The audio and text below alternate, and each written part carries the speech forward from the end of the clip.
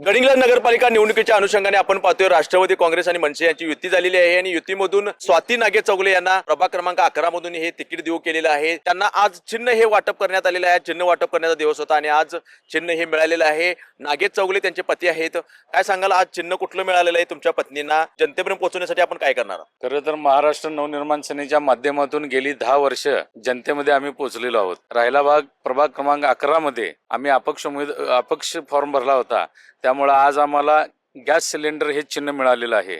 खरं तर गेल्या 8 दिवसापासून आम्ही प्रचार करतोय। प्रचाराला गेल्यानंतर चिन्हाचा ज्यावेळेला विषय झाला त्यावेळेला लोकांनी सांगितले की नागे चौगुले हेच एक चिन्ह आपल्यासाठी आहे। त्यामुळे लोकांची ही प्रतिक्रिया ऐकून मनाला बरं वाटतंय।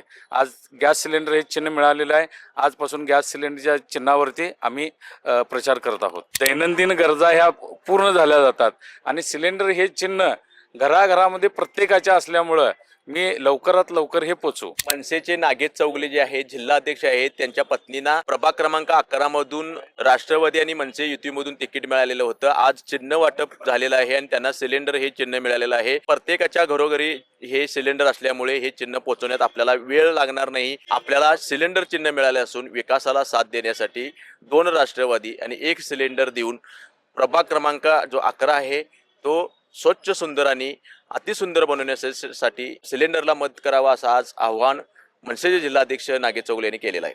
गडिंग्लजहून लाईव्ह टुडे साठी नितीन मोरे।